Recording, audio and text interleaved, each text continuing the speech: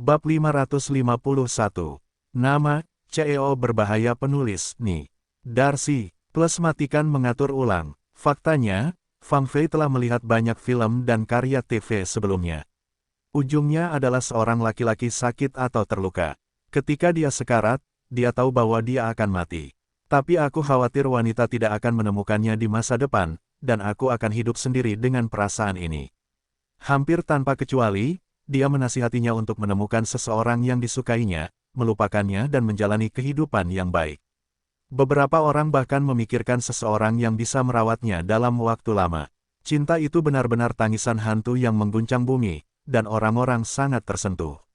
Mengapa itu sangat berbeda dengan kenyataan, dan pria ini begitu tulus, sehingga Fang Fei tidak bisa menahan diri untuk tidak mengulurkan tangan dan membelai kepalanya, berkata, "Terima kasih, kamu membuatku merasa sangat bahagia."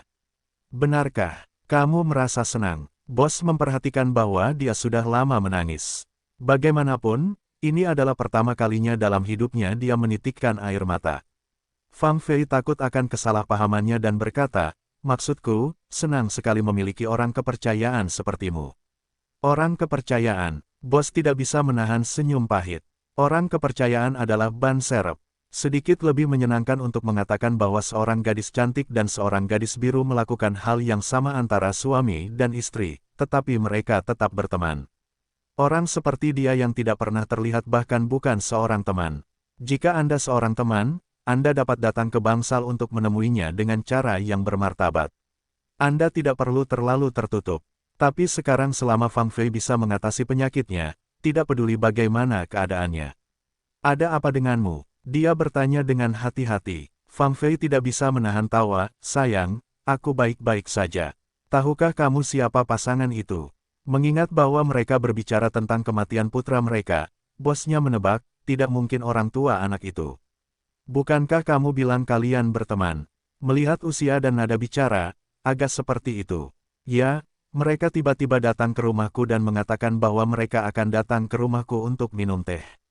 Tetapi jika seseorang keceplosan dan mengetahui bahwa lelaki itu telah menjadi pengurus rumah tangga di rumahku selama 3 tahun, mereka tidak akan membiarkanku pergi, karena menurut kesan mereka, saya tidak ada hubungan dengan anaknya. Jadi saya mengeluarkan uang 200.000 untuk kebohongan dari dokter.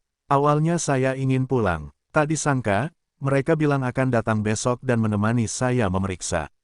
Sekarang semuanya sudah beres. Semakin merepotkan. Tampaknya hanya dokter yang menyuap saya untuk melakukan pemeriksaan." Fang Fei memikirkannya dan tertawa lagi, "Ingatlah, selama uang bisa menyelesaikan masalah, itu tidak disebut masalah. Kamu membuatku takut setengah mati. Ternyata menipu. Itu bagus." Semakin bos memikirkannya, semakin marah dia. Dia tidak bisa menahan diri untuk tidak memukulnya dengan lembut. "Tahukah kamu betapa khawatirnya aku padamu? Dasar gadis nakal." "Saya tidak nakal. Saya jelas-jelas berusaha melindungi diri saya sendiri." "Nah, jika seseorang melakukan hal buruk, dia harus menggunakan banyak hal untuk memperbaikinya," kata Fang Fei sambil tersenyum pahit. Dia melihat sekeliling dan berkata, "Saya tidak bisa tidur di sini. Mengapa Anda tidak mengantar saya kembali? Saya akan kembali lebih awal besok. Ayo pergi. Aku sangat benci rumah sakit." Ini adalah kebenaran dari bos. Dia telah dicincang oleh orang lain dan tinggal di rumah sakit selama lebih dari 3 bulan. Bau desinfektan tak tertahankan lagi. "Apa yang Anda minta dokter katakan?" Dia bertanya dengan santai. Fang Fei menggelengkan kepalanya sambil tertawa dan berkata, "Saya tidak bertanya kepadanya bagaimana mengatakannya. Dia berimprovisasi dan mengatakan bahwa saya memiliki tumor di otak saya, yang membuat saya merasa sakit kepala sekarang." Bos menghela nafas dan berkata, "Apa yang terjadi hari ini benar-benar tidak terduga. Kalau tidak, tidak akan ada yang membayar orang lain untuk mengatakannya. Hanya saja pasangan itu terlalu antusias. Mengapa mereka harus menemani Anda untuk memeriksanya? Jadi saya akan menjemput Anda besok pagi. Aku tahu kamu biasanya diantar oleh pengurus rumah tangga. Sekarang dia sudah mati, aku akan menggantikannya. Biarkan aku menggantikanmu." Biarkan Fang Fei merasakan secara mendalam bahwa Tao Zhenyu benar-benar seorang juru masak, tukang kebun, pengasuh dan sopir. Jika dipikir-pikir, dia juga seorang tuan muda dari keluarga kaya. Ia dilahirkan dengan kunci emas. Dia tidak memiliki rak untuk membantunya melakukan semuanya dengan baik. Pada akhirnya, itu menjadi kematian yang tragis. Dia tiba-tiba bertanya di telinga bosnya, dia tidak menderita ketika dia meninggal. Bos berkata, saya dapat melihat bahwa Anda masih memiliki perasaan padanya. Fang Fei berkata sambil tersenyum pahit, saya telah bersamanya selama 3 tahun, tetapi semuanya berakhir seperti itu. Apakah ponselnya juga hancur? Aku ingin bertanya padamu, hubungan seperti apa yang dia miliki denganmu? Sama seperti kamu dan aku sekarang, kata Fang Fei ringan. Faktanya, betapa bos berharap dia bisa menipu dirinya sendiri sekali. Saat ini, hanya kebohongan putih dapat mewakili perasaannya untuk dirinya sendiri. Saya tidak menyangka dia harus begitu berterus terang, yaitu perasaan tidak menaruh dia di hati saya. Maaf, saya tidak ingin menipu Anda. Fang Fei, tentu saja, mengerti pikirannya dan mau tidak mau merasa bersalah. Dia juga ingin menipu dia dan membuatnya bahagia, karena ini tidak bisa berbohong, jika tidak, itu akan memberikan ilusi kepada bos bahwa dia sangat peduli padanya. Sekarang di dalam hatinya, ada pria yang dia cintai. Dia hanya ingin menemuinya dengan cara apapun. Selama orang-orang yang menghalangi mereka, mereka harus pergi. Misalnya, sekarang Kiao Rao Rao, akhir dari satu-satunya, dari keluarga Gu sedih untuk pergi, meninggalkannya Wu Fangfei menjadi nyonya rumah yang sah bagi keluarga Gu.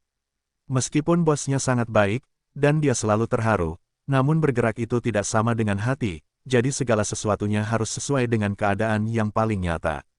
Ini adalah aturan antara dia dan bosnya, tidak peduli seberapa dekat mereka terlihat, tetapi tidak ada cinta, tidak ada masa depan, takdir bersatu, takdir hilang.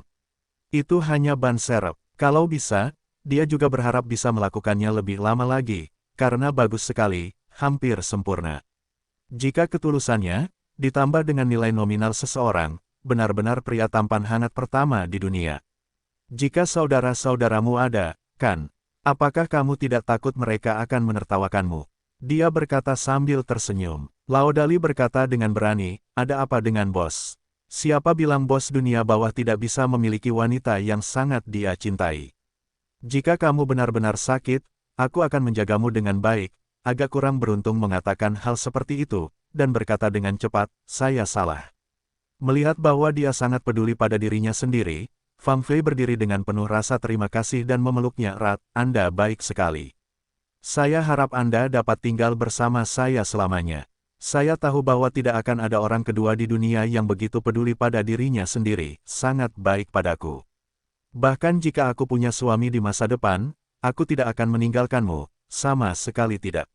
Mendengar Fang Fei mengatakan itu, kakak laki-laki tertua terdiam. Jika kakak laki-lakinya benar-benar tahu kalau kakak tertuanya akan begitu penakut dan siap menjadi ban serep selamanya bagi wanita, saya khawatir mereka tidak akan begitu menghormatinya. Perasaan bahwa citra idola yang paling dipuja runtuh dalam sekejap. Orang-orang ini pasti akan menutup mata terhadap orang yang lewat. Dia bukan lagi manusia besi, juga bukan manusia berdarah, atau seekor anjing di samping perempuan, merengek dan memohon di sampingnya, membiarkannya memanggil dan melambai. Dia benar-benar kehilangan mukanya. Ayo pergi. Apa yang kamu pikirkan? Fang Fei berkata sambil tersenyum. Bos mengangkat wajahnya dan berkata, kamu tidak boleh mengatakan itu lain kali, oke? Kamu tidak boleh membiarkan dokter mengatakan kamu harus melakukan sesuatu. Kamu tahu, ketika aku mendengar berita ini tadi, aku benar-benar takut, sampai mati olehmu. Jika sesuatu terjadi padamu, apa maksudku? Jika aku pergi, bukankah kamu hidup? Fang Fei dikejutkan olehnya. Ibuku, bagaimana cara bos melakukannya? Biasanya ada 5 orang dan 6 orang. Faktanya, dia begitu tergila-gila sehingga dia tidak bisa hidup tanpanya. Ya, hidupku membosankan. Lihat apa yang kumiliki kecuali uang. Aku tidak punya keluarga, tidak punya teman, tidak punya apa-apa.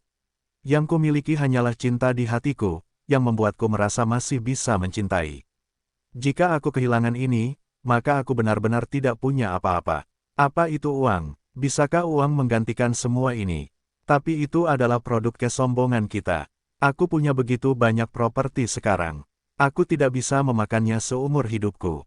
Ketika saatnya tiba, aku akan tendang kakiku dan pejamkan mataku. Aku bahkan tidak punya keturunan.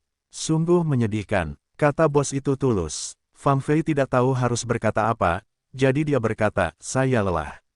Tolong kirim saya kembali untuk beristirahat. Saya ingin tidur nyenyak. Saya dibunuh oleh dua pasangan ini, dan saya memiliki hal yang sangat penting, hal yang harus kulakukan saat aku kembali. Ada apa? Saya akan memberhentikan semua pekerja di keluarga saya. Selama mereka tahu tentang Tao Zhenyu, mereka tidak akan tinggal. Dalian tua berkata dengan sibuk, Anda sudah bertindak terlalu jauh. Lihatlah begitu banyak pekerja yang diberhentikan pada saat yang sama, Anda perlu memberi mereka alasan. Masalah ini lambat laun akan menarik perhatian orang lain. Dan jangan katamu akhir-akhir ini sering ada orang yang memotret rumahmu. Kalau sampai bikin heboh dan menarik perhatian wartawan pasti bakal jadi berita utama. Kamu kan public figure sekarang. Kamu harus hati-hati dalam setiap gerak-gerikmu. Petik 2. Apa yang dia katakan sangat masuk akal, tapi aku tidak memikirkannya. Katakan padaku, apa yang harus aku lakukan? Fang Fei dengan tulus ingin mendengarkan pendapatnya. Benar saja, dia juga orang yang sangat cerdas, dan dia sangat bijaksana dalam menghadapi berbagai hal yang sangat berbeda dengan penampilannya.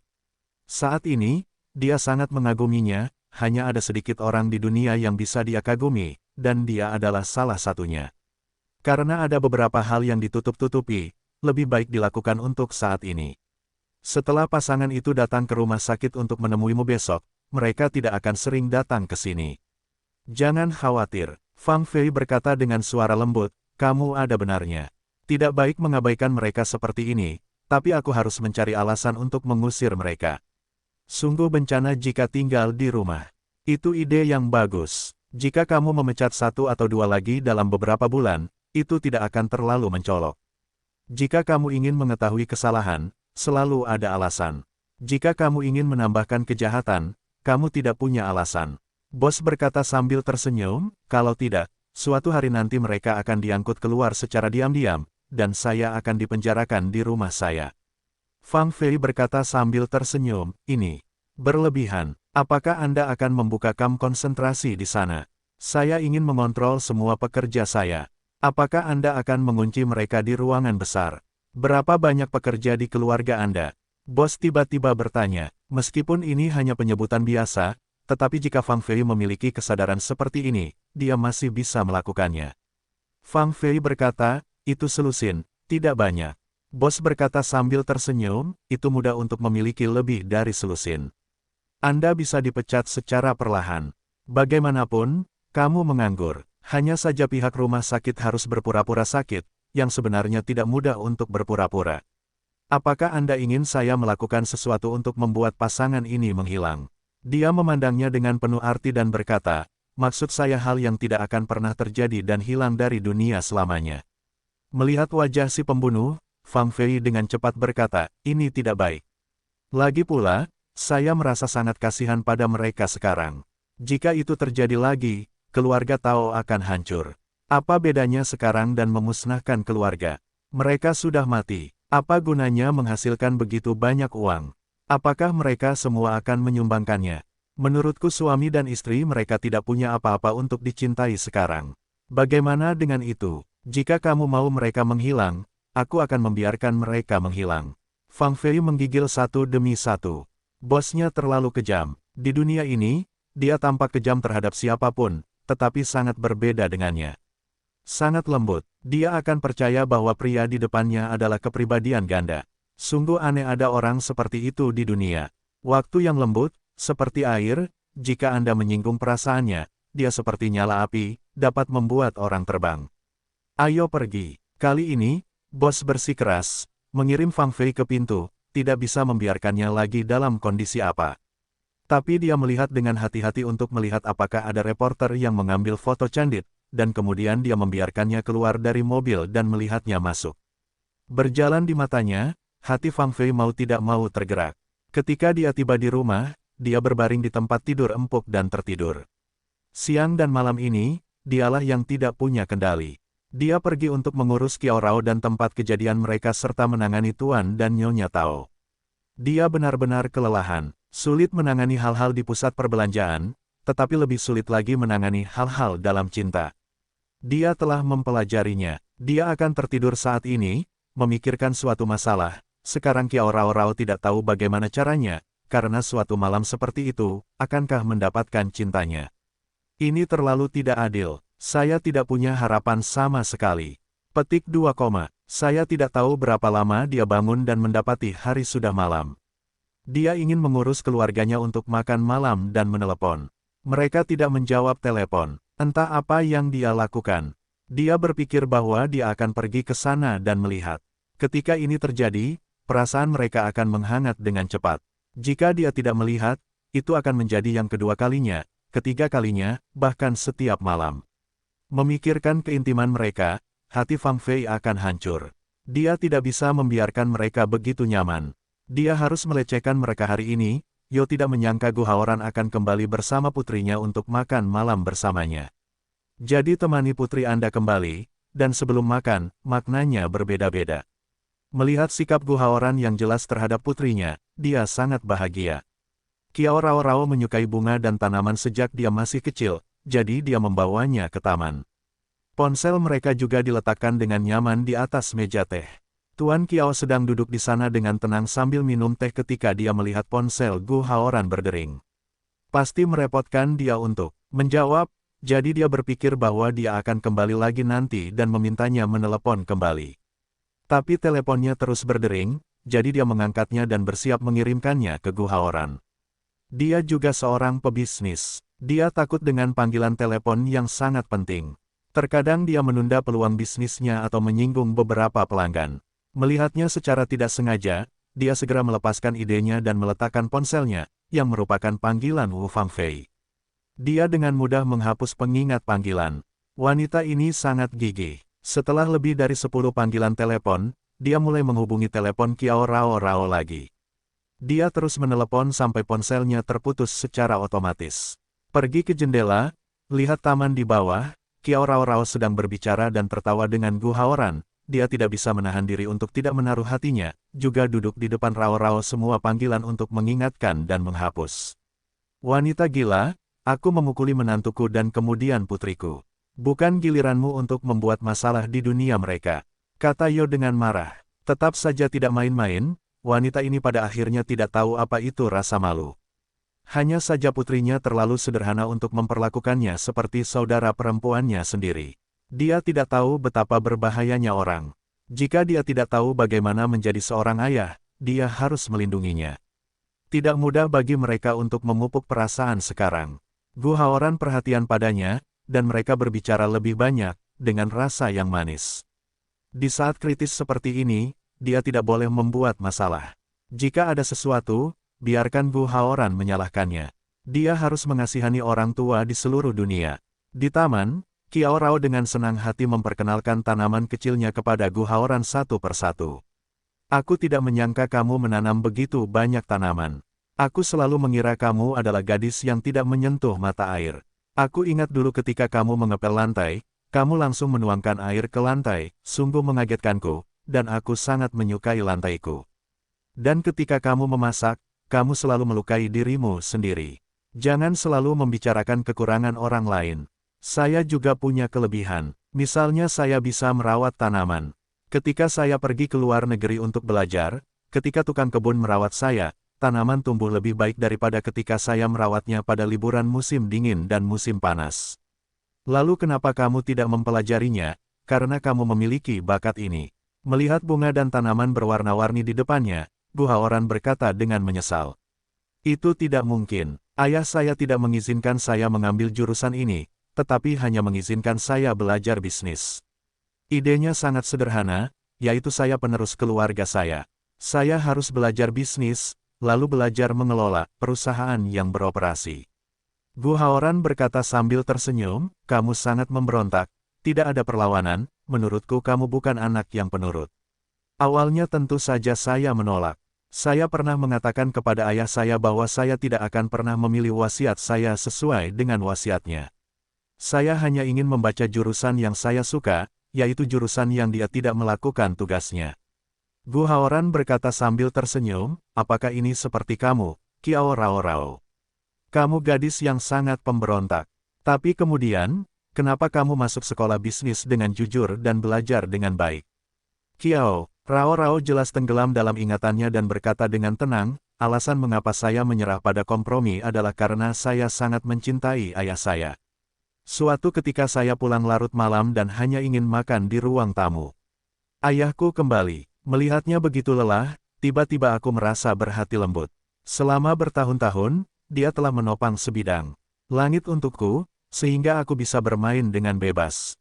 Saya terbang seperti kupu-kupu setiap hari dan menikmati hidup. Dia seperti lebah pekerja yang rajin. Selain bekerja, dia tidak pernah punya waktu luang untuk melakukan sesuatu yang disukainya. Mungkin setelah saya belajar bisnis, ayah saya bisa hidup santai. Itulah yang saya pikirkan, jadi saya pergi. Petik 2. Anda benar-benar memiliki bakat dalam bisnis. Kamu sangat cerdas dan dapat melakukan segala sesuatu dengan sempurna. Gu Haoran berkata dari lubuk hatinya. Rao, aku mengatakan yang sebenarnya. Anda benar-benar memiliki beberapa kualitas luar biasa, yang diperlukan bagi pebisnis. Namun Anda memiliki satu hal lebih dari banyak orang, yaitu kebaikan dan ketulusan. Di pasar yang terus berubah ini, nyatanya ketulusan tersebut mampu menggugah hati banyak orang. Jadi, kamu adalah talenta yang hebat. Jika kamu berkonsentrasi bekerja di perusahaan ayahmu, aku yakin kamu akan mendapatkan hasil yang baik. Ini, yang dia katakan dari lubuk hatinya. Manajemen tradisional di masa lalu telah menjadi masa lalu selamanya. Sebagai manajer dan pengambil keputusan sebuah perusahaan, dia perlu memiliki sifat ini. Kebaikan dapat menjaganya dari menyimpang dari arah, dan keikhlasan dapat membantunya mendapatkan banyak bantuan, termasuk bantuan dari rekan kerja dan bawahannya. Kiao Rao begitu dipuji olehnya, langsung malu untuk mengatakan, sudah lama kenal, atau yang pertama mendengarmu memujiku, sungguh sedikit malu. Tapi masih harus banyak belajar, karena terlalu lama berada di luar negeri, jadi emosimu agak terlalu bebas. Sebagai pengambil keputusan perusahaan, semangat tim juga sangat penting. General manager bukanlah yang terkuat dalam segala aspek perusahaan, tetapi mereka akan dapat menggunakan semua jenis bakat, tidak hanya menggunakannya, tetapi juga belajar bagaimana mengelolanya dengan baik dan mengkoordinasikan berbagai hubungan mereka. Hanya dengan cara inilah mereka dapat menjadi manajer yang sempurna. Bagaimana caranya berbicara dengan Anda seperti kursus manajemen bisnis yang hidup? Apakah Anda ingin membayarnya? Kiao Rao berkata sambil tersenyum. Hahaha, semuanya gratis. Kamu adalah sahabatku. Mendengar kata-kata tersebut, Kiao Rao terdiam. Hari ini dia sangat lembut dan akomodatif padanya, dan bahkan bersedia menemaninya kembali makan malam bersama ayahnya. Dia pikir dia melihat secercah fajar, tapi teman ini memukulnya kembali ke bentuk aslinya. Tidak peduli apa yang terjadi di antara mereka, dia juga memutuskan untuk bertanggung jawab padanya. Dalam hatinya, dia hanya menganggapnya sebagai teman baik, meski itu adalah yang terbaik. Apakah dia tidak pernah mencintainya? Apakah dia tidak menarik? Kiao Rao memandang Gu Haoran dan berkata, sudah hampir waktunya. Ayo masuk dan makan malam. Baiklah. Melihat putrinya datang dengan lesu, dan keluar dengan semangat tinggi, itu adalah perbedaan besar. Yo selalu tahu bahwa sesuatu yang tidak menyenangkan pasti telah terjadi di antara mereka. Dari kecil hingga besar, kebahagiaan, kemarahan dan kesedihan langsung terlihat di wajahnya. Ternyata kegilaan Gu Haoran pada Siatong adalah sesuatu yang pernah didengarnya. Putrinya sangat lelah ketika dia jatuh cinta dengan pria seperti itu. Sebagai ayahnya, dia akan berusaha sebaik mungkin untuk membantunya memenuhi keinginannya dan membangun keluarga bahagia dengan pria yang dicintainya. Namun karena dia bersedia pulang bersama putrinya, itu merupakan lompatan kualitatif. Kiao selalu memikirkan hal ini dan berkata kepada mereka sambil tersenyum, datang dan cobalah lauk pauk kakak ipar sang. Gu Haoran, ini benar-benar enak, meskipun ini hanya masakan lokal. Seorang wanita parubaya berpakaian preman membawakan semua hidangan. Gu Haoran mau tidak mau menganggukkan kepalanya. Dia dapat melihat bahwa semua hidangan ini dibuat dengan sangat hati-hati, dan hidangan tersebut ditata dengan hati-hati. Segala macam bentuk memiliki rasa yang sederhana. Hidangan ini kelihatannya sangat enak. Nyonya Zhang telah bekerja keras. Dia memberitahunya dari lubuk hatinya. Melihat sikapnya yang begitu sopan kepada seorang pekerja masak, diam-diam Yo mengangguk. Pria ini sangat baik. Beberapa hal kecil dapat menunjukkan didikan seseorang yang sebenarnya. Aku harap kamu menyukainya, katanya pelan. Jadi aku melangkah mundur. Yah, putriku sudah lama tidak kembali untuk makan bersamaku. Aku sangat senang hari ini. Tuan Gu, bagaimana kalau minum bersamaku? Jangan panggil aku Presiden Gu, panggil saja aku Gu Haoran. Dia berkata sambil tersenyum. Setelah mencicipi setiap hidangan, Gu Haoran terkejut, apakah kakak ipar Zhang pernah menerima pelatihan profesional? Kiao Rao Rao berkata sambil tersenyum, tidak, tapi dia sangat mencintaiku. Dia bilang aku tidak punya ibu sejak aku masih kecil, jadi dia memperlakukanku seperti anak kecil. Awalnya, dia tidak mau menyiapkan piring seperti itu, ini. Kemudian, dia mengambil ponselnya untuk mencari resep di internet, dan kemudian perlahan-lahan belajar untuk memiliki keterampilan memasak yang baik. Petik 2. Dia benar-benar mencintaimu. Mata Gu Haoran tiba-tiba muncul sebuah pemandangan, seorang wanita paruh baya dengan ponsel, perlahan mempelajari menu gambar, terasa sangat hangat. Faktanya, dia benar-benar menganggap Kiao Rao Rao sebagai seorang anak. Jika tidak, pengurus rumah tangga dan juru masak dalam keluarga menjalankan tugasnya masing-masing. Pengurus rumah tangga biasanya memiliki banyak hal yang harus diselesaikan setiap hari, dan tidak mungkin untuk mengurusnya. Ya, dalam hatiku, dia juga separuh dari ibuku. Sebenarnya, aku sangat ingin membawanya ke rumah Gu, saya tidak tahu apakah saya bisa. Petik 2. Tidak masalah. Setelah makan ini, kita bisa membawanya kembali, kata Gu Haoran sambil tersenyum. Kiao selalu sangat senang membiarkan orang memanggil kakak iparnya Zhang, dia bertanya dengan aneh, ada apa? Bukankah makanan seperti itu? Baiklah, setelah makan ini, kamu bisa mengikuti Rao Rao untuk menjaga keluargamu. Petik 2. Setelah mendengarkan kalimat ini, kakak ipar Zhang segera mencerahkan matanya dan bertanya pada Kiao Rao, apakah ini baik-baik saja? Tentu saja itu benar. Bagus, Rao Rao, aku benar-benar merasa sudah terlalu lama berada jauh darimu. Ada air mata di matanya. Gu Haoran melihat pemandangan mengharukan di depannya. Tampaknya Kiao Rao Rao sangat baik padanya, jika tidak, perasaan seperti ini tidak bisa dipura-pura. Bibi, ayo kita makan malam bersama. Lagi pula, dia bukan orang luar, kata Kiao Rao Rao. Faktanya, kakak ipar Zhang sering makan malam bersama ayah dan putrinya, tapi sekarang dia punya tamu, itu masih masa depan. Dia merasa sedikit tidak enak, jadi dia segera berkata, saya harus membersihkannya. Aku akan membantu diriku sendiri. Kamu bisa makan. Suasana di meja makan sangat harmonis. Mereka mengobrol dengan gembira. Seorang pria masuk dan berkata, Tuan Kiao, ada seorang wanita bernama Wu Fangfei di luar yang ingin bertemu dengan Anda. Dia datang ke sini. Ketika Kiao Rao mendengar adiknya datang, dia langsung berkata dengan gembira, bagus, biarkan dia masuk secepatnya. Melihat penampilan bahagia putrinya, Yo selalu terdiam. Saingannya telah terbunuh. Dia masih di sini tanpa perasaan dan bahagia. Putrinya pandai dalam segala hal, tetapi dia tidak memiliki eki, dan hatinya untuk membela orang lain adalah nol. Sekarang pintunya sudah terbuka, dia tidak bisa menutupnya lagi, jadi dia berkata, silahkan masuk. Fang Fei masuk ke rumah Kiao dan melihat mereka bertiga sedang makan malam. Dia merasakan sakit yang tumpul di hatinya. Yah, itu seperti keluarga bahagia, ayah mertua, anak perempuan dan menantu laki-laki.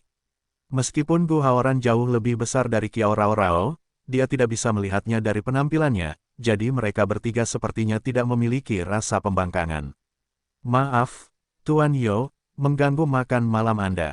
Dia selalu berkata kepada Yo dengan nada meminta maaf.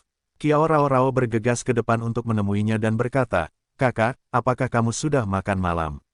Tidak, kelihatannya enak. Aku merasa sedikit lapar. Fang Fei berkata sambil tersenyum. Kiao Rao Rao dengan cepat membiarkan orang-orang menyiapkan peralatan makan, menariknya untuk duduk di samping, memandangi ayah yang agak dingin, di dalam hatinya tahu apa yang dia khawatirkan.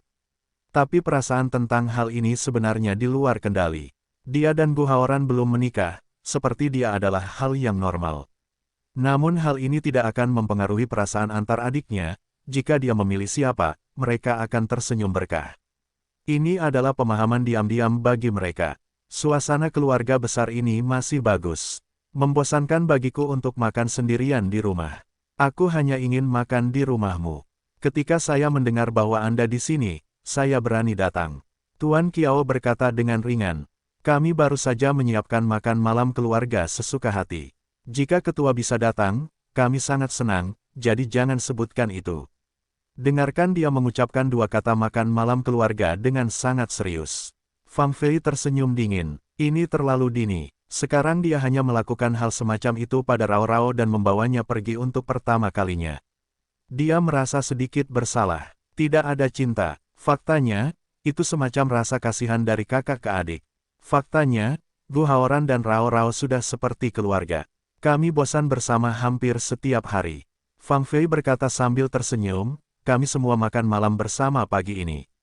Sepertinya ada kekurangan juru masak yang baik di keluarga ketua. Yo selalu bermain-main. Sejujurnya, level memasaknya oke, tapi makan malam seseorang sangat membosankan. Saya berencana pergi ke rumah mereka sepanjang tahun. Rao Rao, apakah kamu diterima di adikku? Tentu saja, selamat datang. Bibiku akan pindah ke rumah Gu di masa depan. Dia membuat semua hidangan ini. Bagaimana menurut Anda? Bagus sekali. Saya akan memiliki mulut yang bagus di masa depan, kata Fang Fei sambil tersenyum. Ketua Dewan sudah bertahun-tahun sendirian. Rasanya juga sangat sepi. Pantas saja hambar dan hambar. Dia hanya ingin bergabung dengan teman-temannya. Bahkan, saya punya rekan bisnis yang juga sangat orang baik. Saya tidak tahu apakah ketua ingin bertemu dengannya atau tidak. Yo tidak bisa menontonnya lagi. Putriku sedang membawa serigala ke dalam rumah. Wu Fang Fei ini sebenarnya bukan lampu hemat bahan bakar. Saya khawatir dia akan menjual Rao Rao suatu hari nanti dan membantunya menghitung uangnya. Karena dia bilang makan sendirian itu membosankan, ayo carikan pria untuknya. Terima kasih atas kebaikanmu, tapi kurasa aku tidak akan menyakiti siapapun. Ketika Wu Fang Fei mengatakan ini, wajahnya berlinang air mata. Kiao Rao Rao langsung ketakutan, dan Gu Haoran juga terkejut. Siapakah Wu Fang Fei? Dia juga seorang wanita yang kuat. Bagaimana dia bisa tiba-tiba menjadi seperti ini? Melihatnya seperti ini, Yo selalu berpikir dalam hatinya bahwa sayang sekali wanita ini tidak bertindak. Tadi, aku tertawa terbahak-bahak hingga tiba-tiba aku bisa menangis. Ini sangat sengit. Putriku tidak bisa menjadi lawannya. Kakak, ada apa denganmu? Kemarin sore, saya merasa sedikit tidak nyaman, jadi saya naik taksi pulang. Saat turun dari bus, saya pingsan. Untungnya, Tuan dan Nyonya Tao datang menemui saya dan mengirim saya ke rumah sakit untuk pemeriksaan. Siapa tahu hasil pemeriksaan awal, mereka curiga ada tumor di otakku. Biasanya aku tidak punya teman, jadi aku harus datang kepadamu seperti ini. Kiao Rao Rao mendengar berita itu, seperti sambaran petir, nasib adiknya terlalu tidak adil. Dia telah mengembara bersama ibunya sejak dia masih kecil. Ayahnya mengabaikan mereka dan membuatnya sangat menderita. Tidak mudah bagi keluarganya untuk berkumpul. Orang tuanya meninggal satu demi satu. Apa karena terlalu banyak pukulan sehingga tumbuh tumor di kepalanya? Melihat Fang Fei, Gu Haoran dengan tenang berkata, jangan takut. Anda baru saja mengatakan bahwa dokter baru saja membuat penilaian awal, tetapi sekarang belum didiagnosis. Jadi jangan menakut-nakuti diri sendiri. Kapan Anda akan mendapatkan rinciannya? Penyelidikan. Besok. Fang Fei melihat bahwa meskipun dia tenang, dia jelas mengkhawatirkan dirinya sendiri dan tidak dapat menahan diri untuk menjawab. Dalam hatiku, aku sangat bahagia. Terkadang hanya ketika sesuatu yang besar terjadi aku bisa mengetahui siapa yang tulus kepadaku, siapa yang memperlakukannya sebagai orang yang lewat, dan bahkan siapa yang menginginkan dia mati, seperti ayah Rao Rao. Melihat wanita ini bertingkah semakin keterlaluan, Yo selalu berpikir, kamu terlihat sangat putih dan merah, dan kamu bisa menumbuhkan tumor di otakmu. Itu untuk menipu putriku. Nah, bukan itu yang kamu katakan. Ketika kamu pergi ke rumah sakit besok, kamu akan tahu bahwa kamu berbohong. Saya akan mengingatkan putri saya nanti untuk berhati-hati dengan teh hijau Anda. Ketika dia memikirkan hal ini, dia berkata dengan suara keras, saya kenal seorang dokter yang merawat di bagian otak, yang merupakan teman baik saya selama bertahun-tahun. Besok saya akan menemani Anda menemuinya dan memintanya untuk memeriksa Anda secara langsung. Jika Anda ingin mengeluarkan uang untuk sesuatu, Anda pasti dikenal oleh rubah tua ini. Dia hanya iseng, ingin menggunakan ini sebagai imbalan atas cinta pria itu, lihat saja saat itu, tidak ada apa-apa, rubah tua ini, aku khawatir ini adalah kesempatan untuk membuat masalah. Tuan Kiao, terima kasih atas kebaikan Anda, tapi menurut saya Anda tidak perlu diganggu. Saya sudah dirawat di rumah sakit dan diatur untuk pemeriksaan. Kamu di rumah sakit mana? Fang Fei menyebutkan nama rumah sakitnya. Yo langsung tertawa, tidak ada konflik, dokter yang saya kenal adalah dokter yang bertanggung jawab di rumah sakit Anda. Bagus sekali, saudari, kamu akan menerima pengaturan ayahku. Aku tidak menyangka akan ada kebetulan seperti itu. Benar-benar tidak ada masalah sama sekali. Tidak ada konflik. Melihat penampilan bahagia Qiao Rao ingin berkata, kentut sekali, rubah tua ayahmu terlalu kuat. Aku tidak menyangka aku datang ke sini dan terbalik di sini. Dia tahu besok pasti hanya lelucon.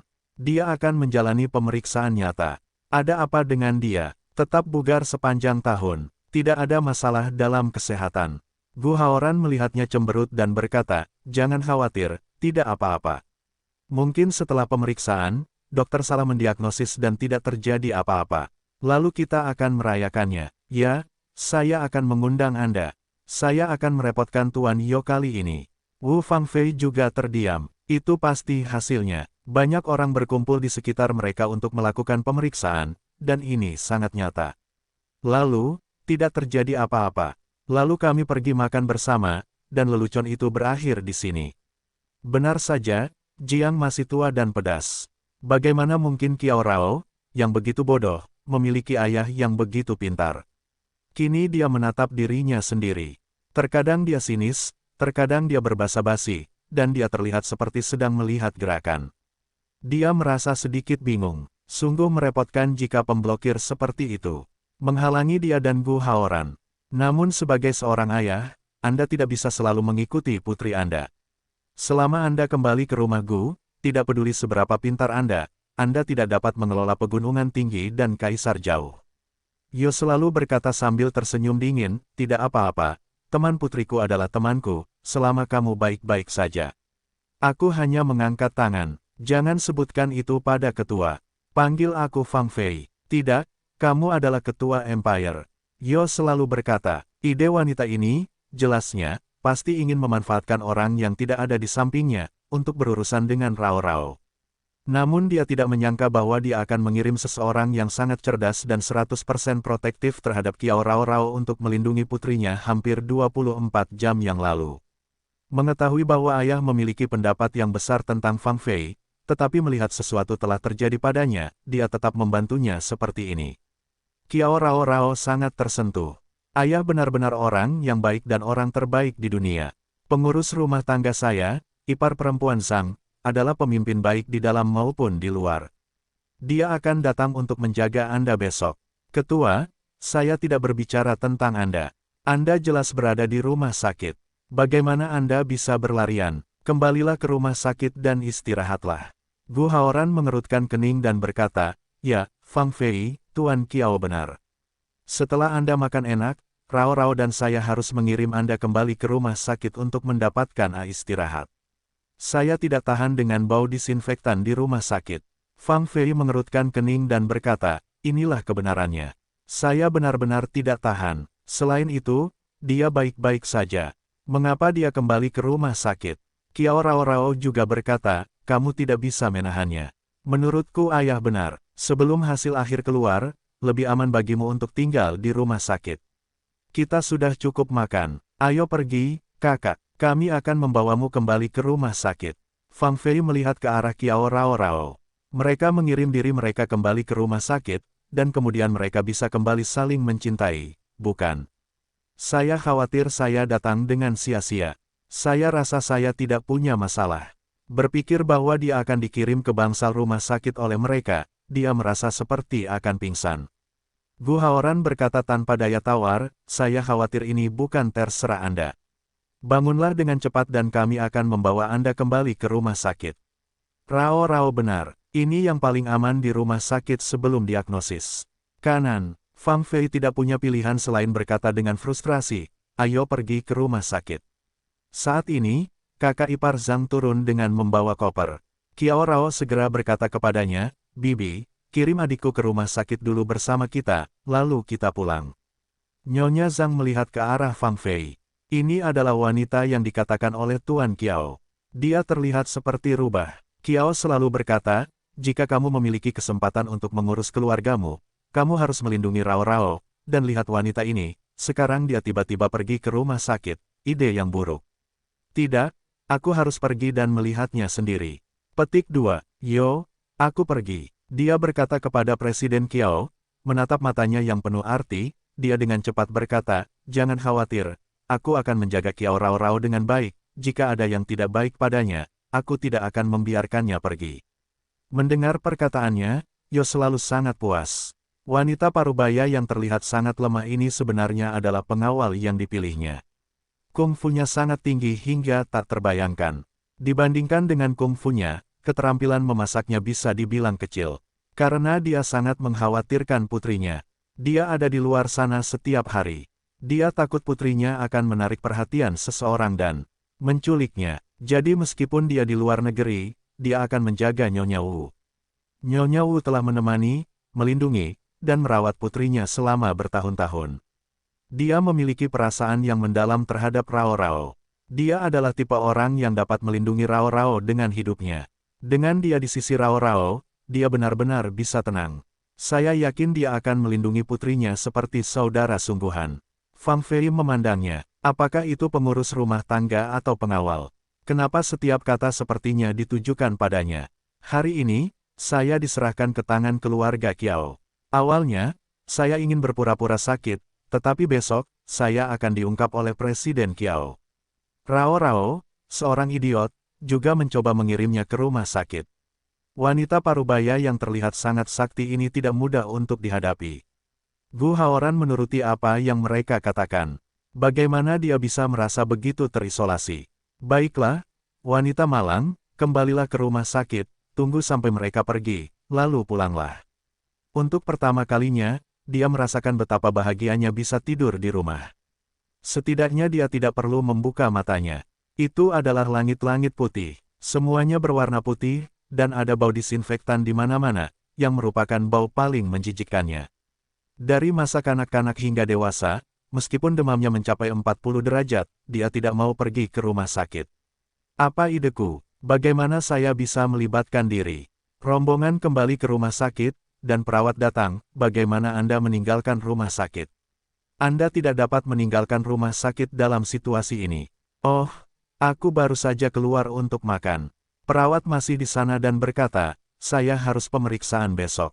Lebih baik makan ringan. Anda tidak bisa meninggalkan bangsal malam ini. Melihat perawat aneh ini, Fang Fei benar-benar kesal.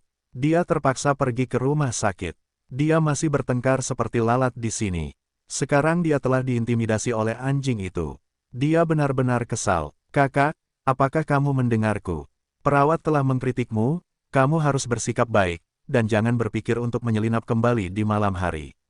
Atau aku akan berada di sini bersamamu di malam hari. Gu Haoran tahu bahwa Rao Rao mencintai Fang Fei, tapi dia juga mencintainya, jadi dia berkata kepada perawat itu, bantu aku mencari perawat pribadi untuk merawat temanku. Melihat cinta Gu Haoran pada Kiao Rao, Fang Fei merasa kedinginan dan kelabu. Sepertinya dia masih harus berurusan dengan pria ini untuk mendapatkan perhatiannya. Dia jelas membayar seseorang untuk merawatnya, dan kemudian dia tidak dapat menanggung kesulitannya. Perawat berkata sambil tersenyum, saya akan menghubungi Anda. Setelah beberapa saat, dia membimbing seorang gadis muda dan berkata, ini Xiao Jiang. Dia adalah perawat swasta terbaik di sini. Dia bisa menemaninya sepanjang waktu. Xiao Jiang, kamu tidak boleh membiarkannya keluar lagi, candanya. Fang Fei menatap mereka. Apakah itu perawat atau pengasuh? Dia juga mabuk. Ayo pulang, Rao Rao. Kamu juga terlihat lelah. Gu Haoran secara alami meraih tangan Rao Rao dan berkata, aku ingin berbicara dengan adikku. Aku khawatir dia akan takut jika ini terjadi. Gu Haoran memandang Fang Fei dan berkata, adikmu adalah wanita yang kuat. Dia tidak akan takut. Ayo pergi. Kalimat ini membuat Fang Fei merasakan sakit di hatinya. Bagaimana seorang wanita bisa kuat dan tidak takut sakit atau mati? Apakah semua wanita harus tumbuh menjadi Kiao Rao Rao seperti ini, halus dan lembut, akan membuat pria cinta? Petik 2. Kakak, istirahatlah yang baik. Kami akan kembali. Kami akan datang menemani Anda menjalani pemeriksaan di pagi hari. Jangan takut. Tidak apa-apa. Dia melepaskan tangan Gu Haoran dan memeluk Fang Fei, dia biasa menjaga adiknya dimanapun. Sekarang saatnya dia merawat adiknya. Baiklah, kembalilah dan istirahat. Fang Fei tahu bahwa mereka tidak bisa tinggal lebih lama lagi, jadi dia hanya bisa berkata begitu. Melihat ekspresi hilang di wajahnya, kakak ipar Zhang tidak dapat menahan diri untuk berpikir dalam hatinya, sepertinya dia sangat menyukai Gu Haoran, yang merupakan tunangan Nona Rao Rao. Dengan saya di sini, Anda tidak dapat melakukannya apapun. Beberapa waktu yang lalu, Yo selalu ingin mengatur agar dia datang, tetapi dia tidak mendapatkan persetujuan dari Nona tunangannya. Hari ini benar-benar hari yang baik, dan dia bahkan setuju. Petik 2. Lihat kakak ipar Zhang berjalan di belakang, Kiao Rao Rao memberi isyarat padanya ke depan, lalu merangkul Gu Haoran. Satu tangan memegangnya dan berkata sambil tersenyum, aku sangat bahagia hari ini, dengan dua orang terpenting di sampingku, tapi sayang sekali adikku. Memikirkan Fang Fei, wajahnya menjadi berat lagi. Suster kini berjuang di ambang hidup dan mati, begitu bahagia seolah-olah mereka memiliki rasa bersalah yang kuat. Melihat tatapan sedihnya, Gu Haoran dengan cepat berkata, aku melihatmu kakak perempuan ini, harimau itu memukuli orang mati, sepertinya tidak sakit. Saudari Zhang juga berkata sambil tersenyum, ya, lihat wajah itu, sama sekali tidak seperti itu. Itu harus didiagnosis oleh dokter. Sekarang dia bisa melihat bahwa Gu Haoran memperlakukan wanita itu sebagai teman, tapi dia masih merasa kasihan. Namun, wanita ini memberinya perasaan bahwa dia berpura-pura sakit dan kemudian merasa kasihan. Jika Anda tidak perlu bersumpah bahwa Anda sakit, Anda benar-benar gila. Petik 2. Bibi, menurutmu begitu, kata Kiao Rao Rao. Ya, dia akan baik-baik saja besok, kata Zhang. Setelah kembali ke rumah Gu dan mengucapkan selamat malam, Gu Haoran langsung naik ke atas. Melihat dia bersikap seperti ini, kakak ipar Zhang tidak bisa menahan senyum. Faktanya, dia tidak ingin Rao Rao terlalu dekat dengan tunangannya sebelum menikah, seperti halnya Presiden Kiao. Mungkin dia kuno. Bibi, aku akan mengantarmu ke kamarmu. Dia menunjuk ke sebuah kamar tamu dan berkata, ini kamarku. Kamar bibiku ada di sebelah kamarku. Ke kamar, dia diam-diam ke pelukan bibinya, berkata, aku merasa sangat sedih. Kakak tiba-tiba keluar dari hal semacam ini, aku tidak bisa membantunya. Melihat dia begitu besar dan masih sangat dekat dengannya, kakak ipar Zhang sangat senang, jadi dia menepuk punggungnya dan berkata, gadis bodoh, dia akan baik-baik saja. Apakah kamu melihat bahwa dia terlihat seperti seorang orang yang sakit? Dia masih sangat marah. Jangan khawatir, itu hanya alarm palsu. Jangan selalu mengkhawatirkan orang lain. Ada apa dengan dia sekarang? Pikirkan apa yang terjadi di antara mereka. Wajah Kiao Rao Rao tiba-tiba merah, hanya tersendat dan berkata, oke. Aku selalu peduli padamu, tapi apa yang sepertinya hilang. Nyonya Zhang sendiri belum pernah menikah dan mempunyai anak, jadi agak kurang jelas. Kiao Rao Rao memikirkan panas dan dinginnya, dan berkata dalam hatinya, ya, Bibi, kamu benar. Dia sangat baik padaku, tapi cintanya sedikit berkurang. Hatinya tidak bersamaku, mungkin tidak akan pernah. Yah, dia sangat baik padaku. Jangan khawatir. Kamu sudah memasak begitu banyak hidangan hari ini. Kamu pasti lelah. Istirahatlah lebih awal. Saudari Zhang berkata, Rao Rao, jika aku bisa datang menemanimu, bibiku akan puas. Aku akan menjagamu dengan baik. Aku tidak punya apapun untuk dilindungi. Kiao Rao berkata sambil terkikik. Keluarga Gu ini adalah rumahnya, dan ini bukan sarang harimau. Kami membutuhkan bibi untuk melindunginya. Ini pengaturan ayah lagi. Tidak ada bau. Rao Rao, mau tak mau aku mengatakan sesuatu. Tahukah kamu kalau ketua menyukai Tuan Gu? Aku tahu. Kiao Rao mengangguk. Nyonya Zhang berkata, sudah. Terlambat bagi orang biasa untuk bersembunyi dari orang seperti ini. Baik bagimu untuk tetap berpegang pada adikmu seperti ini. Kamu tidak kecil sekarang. Kamu harus perhatian dan jangan tertipu olehnya. Yang lain. Adikku tidak akan menyakitiku. Dia mencintaiku sama seperti kamu. Baiklah, istirahatlah. Aku keluar. Selamat malam. Melihat punggungnya, kakak ipar Zhang menghela nafas. Beberapa gadis di dunia ini mungkin tidak tumbuh dewasa sepanjang hidup mereka. Mereka hanya memiliki hal-hal murni di mata mereka dan tidak dapat melihat dunia yang kotor dan dingin. Jadi Yo selalu membiarkannya datang ke sini benar, Rao Rao tidak tahu bagaimana mencegah orang lain untuk melindungi diri mereka sendiri. Dari kamar bibi ke atas, Kiao Rao Rao atau hatinya sangat tidak nyaman, sehingga seseorang yang duduk di taman dalam keadaan linglung. Angin malam yang tenang bertiup di hatinya. Apalagi penampilan adiknya yang kesepian membuatnya merasa sangat sedih. Faktanya, rata-rata orang melihat saudara perempuan, betapa bahagianya seorang wanita dengan kekayaan luar biasa, adalah wanita yang kuat. Sebenarnya, apa yang dia punya? Dia pasti sangat kesepian karena tidak mempunyai saudara atau kekasih. Dia lelah harus bersama dengan dua temannya ini setiap hari. Sekarang dia mengidap penyakit ini, dia tidak bisa menahan diri untuk tidak menyatukan tangannya dan berdoa dalam hati, Tuhan, jangan biarkan adikku melakukan sesuatu. Kamu telah mengambil terlalu banyak barang darinya, ayah, ibu dan kekasihnya. Maukah kamu tolong biarkan dia pergi kali ini? Gu Haoran melihat sosok kesepian dari kejauhan di balkon kamar tidur, dan tiba-tiba menghela nafas. Dia tidak tahu kapan dia akan mulai memegang hatinya. Dia tahu siapa yang dia doakan ketika dia tiba-tiba menyatukan tangannya dan berdoa dengan tulus. Nyatanya, tidak mudah bagi seorang wanita untuk menjadi mempesona. Faktanya, dia adalah orang yang pintar. Tentu saja, dia tahu bahwa Fang Fei sangat mencintainya, tapi dia benar-benar bisa menerima adiknya dan peduli padanya. Kali ini sesuatu terjadi pada Fang Fei, yang paling menyedihkan adalah dia. Memikirkan wajah Fang Fei yang menangis, sepertinya dia sangat sedih. Mungkin dia dan Rao Rao harus lebih banyak berbicara dengannya di rumah sakit, tapi Rao Rao terbiasa tidur lebih awal dan bangun pagi. Dia takut dia ingin istirahat. Aku tidak menyangka selarut ini, dia masih duduk di luar dalam keadaan linglung, gadis konyol ini, kapan orang tidak khawatir, selalu melakukan sesuatu yang sangat aneh. Saya tidak tahu sudah berapa lama saya duduk. Tiba-tiba aku merasa ada tangan di bahuku. Saat ini, semua film horor yang pernah saya tonton muncul di benak saya. Dia tidak bisa menahan diri untuk tidak berteriak. Aku tidak menyangka dia akan menangis sekeras itu. Gu Haoran dengan cepat berkata, ini aku, kamu akan membangunkan seluruh gedung. Kiao Rao Rao berkata sambil tersenyum malu-malu, maaf, menurutku bukan kamu. Itu membuatku takut setengah mati. Nak, ini aku tidak bermaksud menakutimu. Kamu baik-baik saja. Dia bertanya dengan lembut. Ya, benar. Saat ini, ada sosok yang berlari keluar. Kiao Rao Rao melihat dengan jelas, pengunjung tidak bisa menahan tawa.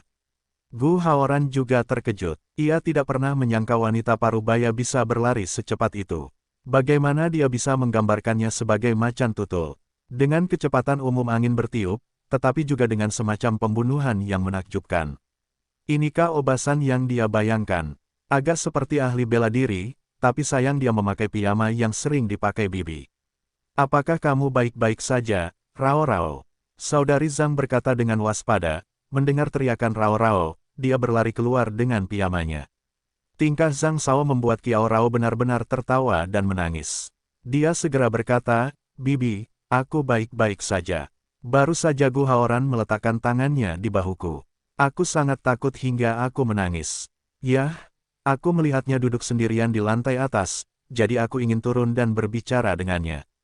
Aku tidak menyangka akan menakutinya. Nyonya Zhang berkata sambil menghela nafas lega, Tuan Gu, Anda tidak tahu, Rao Rao sepertinya dia tidak takut pada langit dan bumi.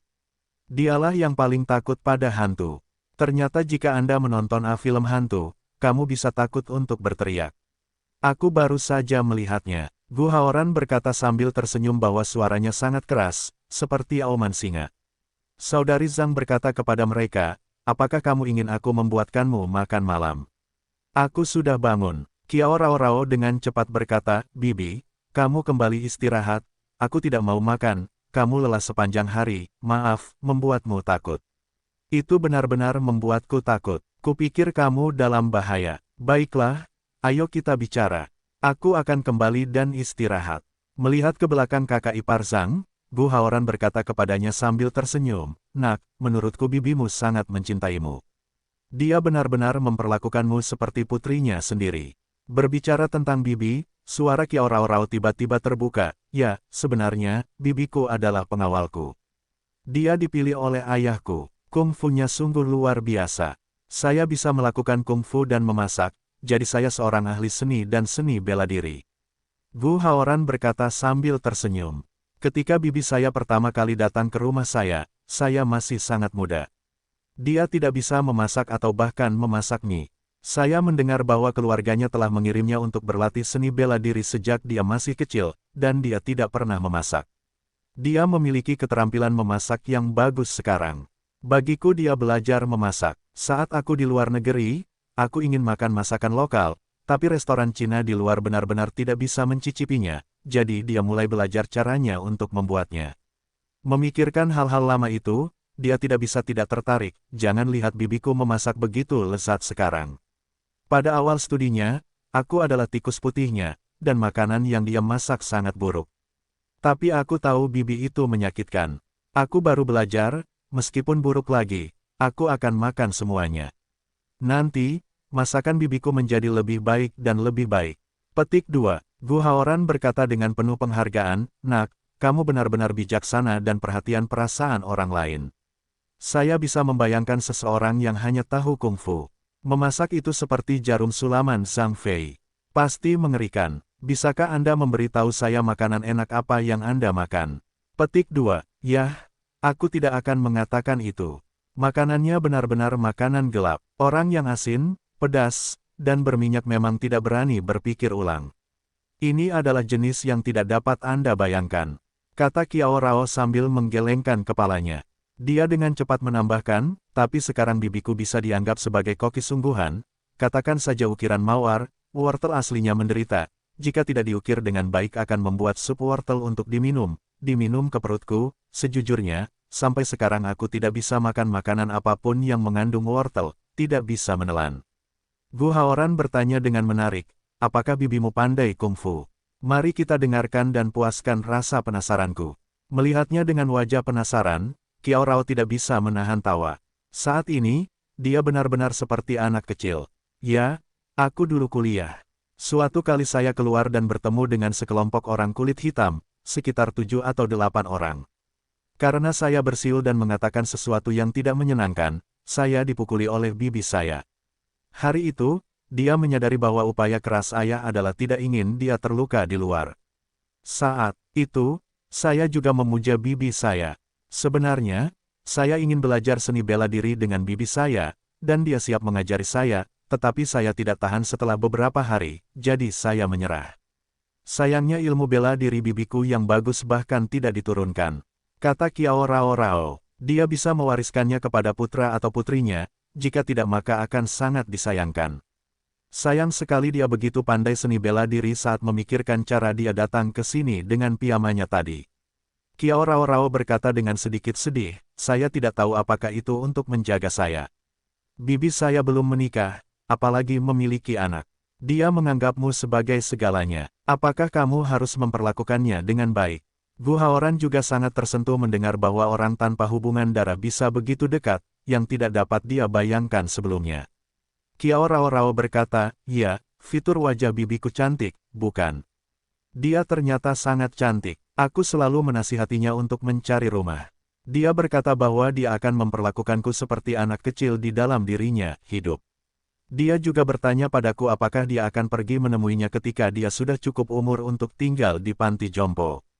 Apa jawabanmu? Saya tidak menyangka ada perasaan yang begitu dalam di antara mereka. Gu Haoran mau tidak mau bertanya. Saya mengatakan kepadanya bahwa saya tidak akan pernah membiarkan dia pergi ke panti jompo. Di tempat saya berada, rumah Qiao Rao berada. Ketika saya masih muda, dia merawat saya. Ketika dia tua, saya akan berbakti padanya.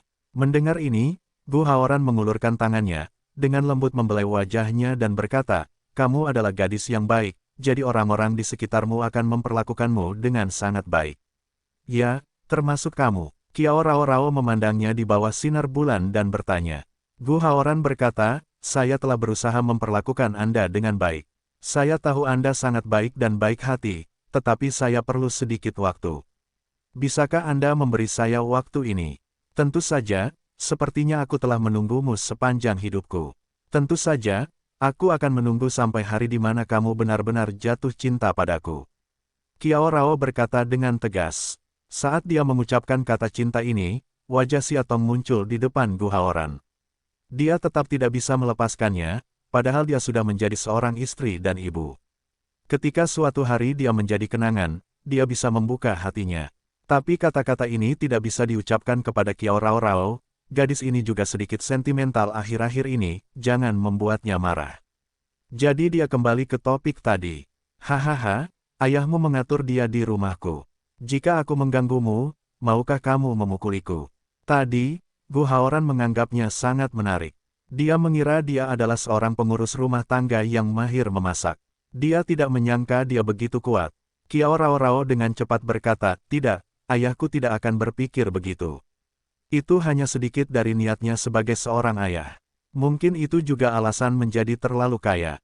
Dia takut aku akan diculik atau semacamnya ketika dia masih muda, jadi dia berlari ke lebih dari 10 perusahaan pengawal dan mengundang kakak ipar Zhang sebagai pengawal untukku. Dia selalu melindungiku dengan baik sejak dia masih muda. Lalu bagaimana kamu pergi ke villa asingku terakhir kali waktu? Mengapa kakak ipar Zhang tidak mengikutimu? Kiao Rao Rao berkata, saat itu, saya hanya ingin membantu Tuan Qin dan Xia Tong, karena menurut saya mereka sangat mencintai satu sama lain, dan Anda adalah orang jahat. Saya selalu menggunakan cara untuk membiarkan Xia Tong tetap berada di samping Anda. Aku tidak tahu apakah itu ada hubungannya dengan sikapmu yang begitu buruk padaku.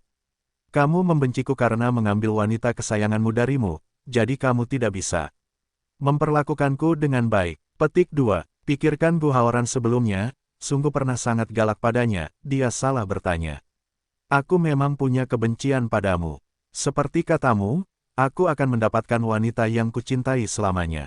Aku merasa kebahagiaan ada di hadapanku dan aku bisa meraihnya begitu aku mengulurkan tangan. Namun, saat kamu ayo, kamu mengacaukan hidupku dan membawa pergi Xia Tong. Adalah kebohongan untuk mengatakan bahwa aku tidak membencimu saat itu. Mendengarnya terus terang, Kiao Rao Rao menundukkan kepalanya dengan sedih. Ini benar, perasaan seperti ini memang benar, awalnya dia membencinya, sangat membenci hal semacam itu, jadi dia tidak akan pernah memiliki wajah yang baik padanya. Tapi tidak mudah membenci gadis cantik sepertimu, setidaknya aku tidak bisa melakukannya. Yi Chu mendengar bel pintu pagi-pagi sekali. Dia tidak bisa menahan senyum. Itu pasti Presiden Qin. Hari ini adalah hari untuk menguji Xia Tong. Jika Li Xin yakin Xia Tong sudah pulih, dia bisa pulang. Ketika saya membuka pintu, saya menemukan bahwa itu adalah Tuan Qin. Wajahnya tirus dan dia begitu gembira hingga dia tidak tidur sepanjang malam. Jangan khawatir, istrimu tidak bisa lari. Dia akan mengikutimu kembali hari ini. Yi Chu bercanda. Aku tahu, jadi aku datang lebih awal untuk sarapan bersamamu. Yi Chu berkata sambil tersenyum, aku di sini untuk sarapan, dan ini sangat indah. Masuklah menemui Xia Tong. Aku akan pergi mandi dan membuatkanmu sarapan besar. Ini hanya untuk latihan Xia Tong. Terima kasih banyak. Ketika Tuan Qin melihat ke arah Yi Chu, dia selalu terharu. Sejak saat ini, jika Yi Chu tidak merawat Xia Tong dengan hati-hati, entah hal buruk apa yang akan terjadi. Menurut temperamen Xia Tong, dia mungkin telah pergi sampai ke ujung bumi. Dan juga mengalami depresi, jika terjadi sesuatu, sangat menginginkan nyawanya. Jika dia kehilangan Xia Tong, dia tidak akan memiliki cinta. Memikirkan hal ini, dia dengan lembut menepuk bahu Yi Chu. Persahabatan antar pria semuanya diam. Yi Chu berkata sambil tersenyum, tidak ada yang perlu dikatakan, selama kamu bahagia, aku akan tenang. Sebenarnya, aku sudah membuat reservasi untuk penerbangan sore. Jika tidak ada masalah, aku akan terbang ke Australia setelah makan siang. Tapi sebelum aku pergi, aku masih ingin makan malam bersama suami istrimu dan Li Xin. Sejujurnya, aku sangat berterima kasih padanya. Persahabatan Li Xin dengannya benar-benar bertepuk sebelah tangan. Tidak ada gunanya hanya menulis tentang itu. Karena kamu berterima kasih kepada Li Xin, sebaiknya kamu berkomitmen untuk itu. Tuan Qin berkata sambil tersenyum, saya pikir wanita ini sangat baik untuk Anda, dan semua aspek kondisinya sangat baik. Anda tahu, ketika Anda masih muda, Anda adalah seorang ahli psikologis terkenal di Tiongkok. Anda cantik, lembut dan segala macam kebaikan. Kamu harus memikirkannya. Kamu benar-benar tua, jangan sendirian. Xia Tong dan aku akan khawatir. Petik 2. Haha, itu tidak boleh. Aku juga punya orang yang berprinsip. Selain itu, apa salahnya sendirian? Aku sudah terbiasa. Aku terutama menikmati kebebasan untuk datang dan pergi. Kamu bisa makan kapanpun kamu mau dan tidur kapanpun kamu mau. Kamu tidak perlu bertanggung jawab dan melapor kepada siapapun. Kata Yichu. Dia merasakan sedikit rasa sakit di hatinya. Saatnya untuk bersatu kembali, dan inilah waktunya untuk pergi. Karena hanya Xiaotong yang ada di hatinya, dia tidak boleh menjalin hubungan dengan wanita lain. Tidak bisa mencintai orang lain dengan sepenuh hati, hanya demi cinta, nikah dan nikah, sungguh tidak ada artinya. Li Xin adalah wanita yang baik dan pantas mendapatkan cinta yang lebih baik. Dia juga berharap dia hidup bahagia. Siapa prinsipmu, Xiaotong? Tuan Qin tiba-tiba bertanya. Faktanya, dia juga tahu beberapa hal, mengapa Xiaotong ada di rumah, dia juga ingin pergi. Saat dia mengatakan ini, dia menyesalinya. Dia seharusnya tidak bertanya. Yichu dengan cepat berkata, lelucon ini terlalu berlebihan. Cepat masuk dan aku akan membuatkan sarapan. Hal ini tidak dapat diterima dalam hal apapun. Sekalipun semua orang mengetahuinya, kertas jendela harus disimpan. Selalu tidak bisa menghadapi suami Xiaotong, mengatakan dirinya masih sangat mencintai Xiaotong, ini juga terlalu jauh dari sasaran. Faktanya, Tuan Qin mengetahui isi hatinya, tetapi dia dengan tulus berharap bahwa dia dapat melepaskan perasaan putus asanya dan memulai hidupnya sendiri lagi. Melihat Yichu pergi ke dapur, dia datang ke kamar Xiaotong. Dia melihat pintunya terkunci, jadi dia mengulurkan tangan dan mengetuk pintu. Suara lemah Xiaotong datang dari dalam, kita di sini. Setelah pintu terbuka, Qin terkejut. Bagaimana bisa Xiaotong menjadi begitu kuyu? Dia memiliki lingkaran hitam yang jelas di bawah matanya. Dia tidak mendapatkan istirahat yang baik. Wajahnya pucat dan bibirnya tidak memiliki warna darah. Dia tampak seperti baru saja pindah ke rumah Yichu saat itu. Saya datang menemuinya 2 hari yang lalu. Aku sedang tidak dalam semangat yang baik. Saya terlihat putih dan merah, dan saya penuh energi ketika saya tertawa. Kenapa aku terlihat lesu sekarang? Istriku, ada apa denganmu? Tidak apa-apa. Xiaotong melihatnya. Aku tidak tahu kenapa aku selalu mengalami mimpi buruk yang buruk akhir-akhir ini. Ini semua ada hubungannya dengan pria di depanku, semuanya isinya sangat buruk. Aku baik-baik saja, ucapnya sedikit bingung, sampai sekarang dia masih sedikit bingung, tidak tahu itu mimpi atau nyata. Kamu tidak tidur nyenyak seperti aku. Aku sangat bersemangat hingga aku tidak bisa tidur sepanjang malam karena aku ingin kamu pulang. Saya telah menunggu hari ini sepanjang hidup saya. Melihat istri tercintanya, dia dipenuhi dengan emosi. Setelah keributan seperti itu, istrinya akhirnya kembali. Bagus, Tuan Qin ingin memeluknya. Dia didorong pergi oleh Xiaotong dengan kekuatan terbesarnya dan berkata, jangan sentuh aku. Ada apa denganmu? Tuan Qin sangat sedih melihatnya menolak dirinya sendiri begitu tiba-tiba. Beberapa waktu yang lalu, sang istri tidak berbicara dan tertawa sendiri. Dia juga mengatakan kepadanya bahwa dia ingin pulang dan memulai kembali bersamanya. Mengapa hanya beberapa hari seperti orang yang berubah, seolah-olah dia memiliki keengganan naluriah? Ya, dia benar, dia menatap matanya, benar-benar penuh rasa jijik. Tampaknya dia adalah tamu yang lambat dalam hidupnya, yang membuat Xiaotong merasa sangat tidak bahagia. Perubahan ini terlalu besar. Mengapa, istriku? Hal istimewa apa yang terjadi padamu akhir-akhir ini? Dia bertanya dengan hati-hati. Dan Xiaotong menjalani hari-harinya, dia selalu seperti ini, karena takut melakukan sesuatu yang salah, mengatakan sesuatu yang salah, membuatnya tidak nyaman. Dia tidak pernah khawatir tentang untung dan rugi sebelumnya. Kali ini Xiaotong bersedia pulang. Dia benar-benar merasa pulih dari kehilangan, dan dia sangat bahagia. Xiaotong dengan lesu berkata, tidak ada apa-apa, sama seperti sebelumnya, setiap hari ada Li Xin di sana. Tampaknya hanya ada Yichu dan Li Xin dalam hidupnya, dan yang disebut suami ini adalah tipe yang sangat dia tolak. Apakah kamu pernah bertemu seseorang? Tuan Qin bertanya dengan gelisah. Dia takut beberapa orang di depan Xiaotong menyebutkan hal-hal yang patuh, biarkan dia terstimulasi. Sama seperti Qiao Rao dan Gu Zong ketika mereka bertunangan terakhir kali, kenalan yang tidak diketahui itu juga sama. Suasana hati Xiaotong juga runtuh saat itu, dan Tuan Qin masih mengingatnya. Aku belum pernah bertemu orang lain kecuali klinik psikologi. Kenapa kamu selalu menanyakan begitu banyak pertanyaan padaku? Ekspresinya terlihat sangat sabar, dia benci menjawab pertanyaan-pertanyaan tersebut. Di hadapan pria ini, biarkan dia merasakan perasaan yang aneh atau bahkan terasing. Melihat suasana hatinya yang sebenarnya tidak benar, hati Tuan Qin tidak dapat menahan diri untuk tidak menutup telepon, berkata kepadanya, kamu cepat mencucinya, kita pergi menemui Li Xin.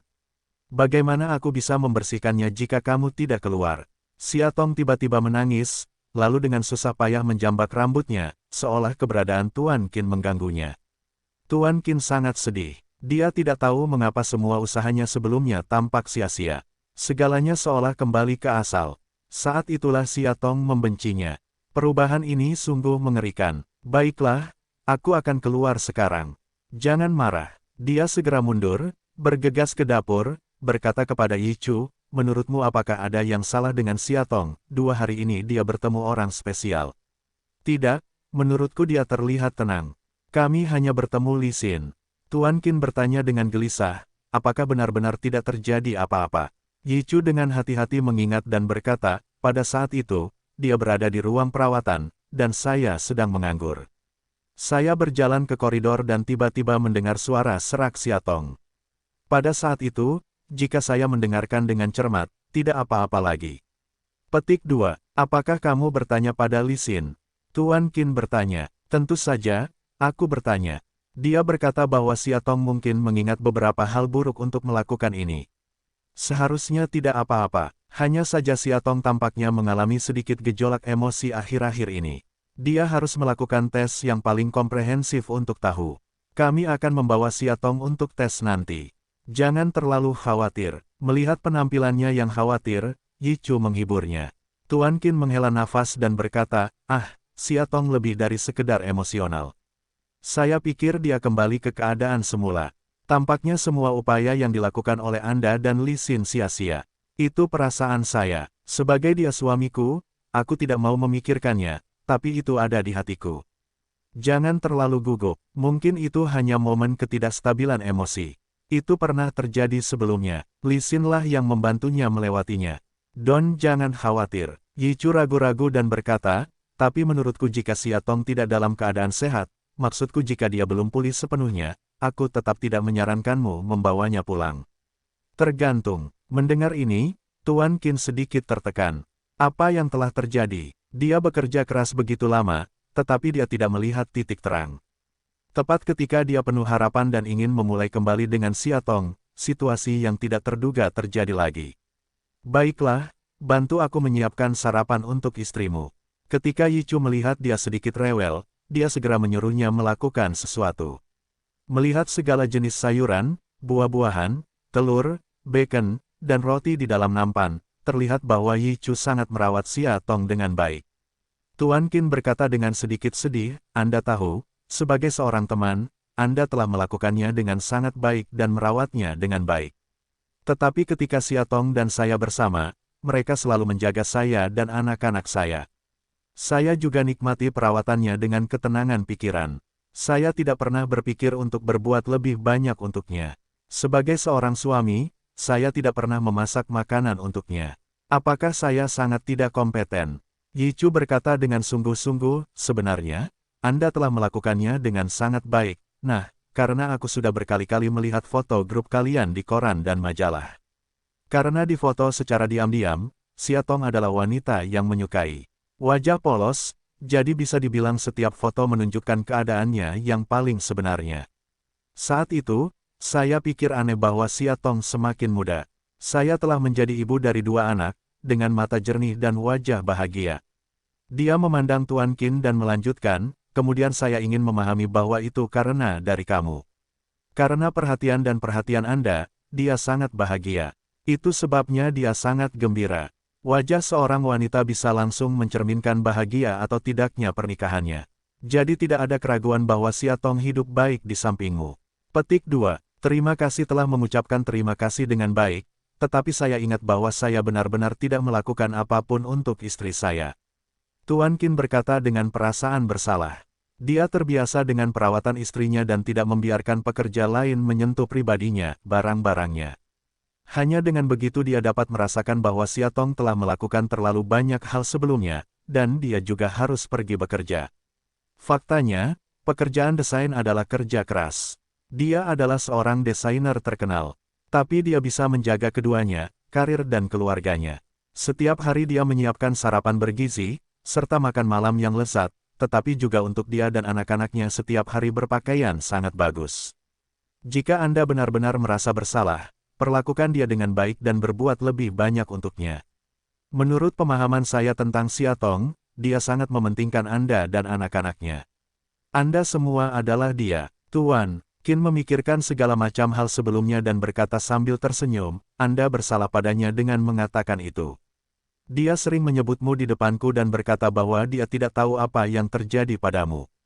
Kamu menemani ibumu pergi ke luar negeri, dia sangat prihatin, di dalam hatinya, tidak hanya suami dan anak-anaknya, tapi juga teman baikmu.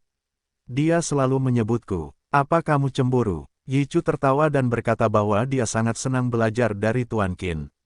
Meskipun Xiaotong tidak akan pernah bisa menjadi protagonis dalam hidupnya, selama dia bisa mendapat tempat di hatinya, itu sudah cukup. Dia puas. Setidaknya dalam hidupnya, dia telah datang, meski selalu sebagai teman. Aku yakin aku akan cemburu.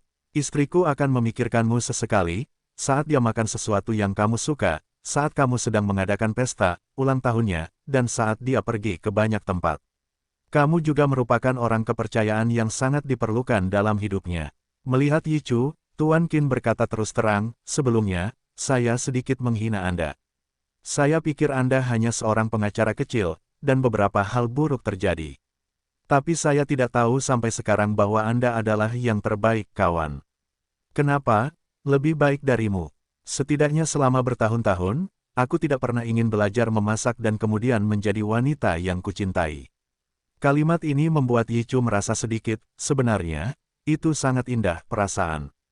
Sayang sekali kamu terlalu sibuk. Kalau tidak, kamu bisa mencobanya. Mencuci tangan dan membuat sup untuk kekasihmu adalah cinta yang terdalam. Petik 2. Memikirkan berkali-kali di dapur, dia tidak pernah mempunyai ide seperti itu.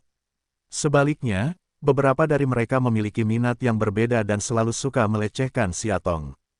Kenangan indah itu, jelas sekali, tapi tidak tahu hari itu masih bisa kembali. Saya harap Xiaotong bisa segera sembuh.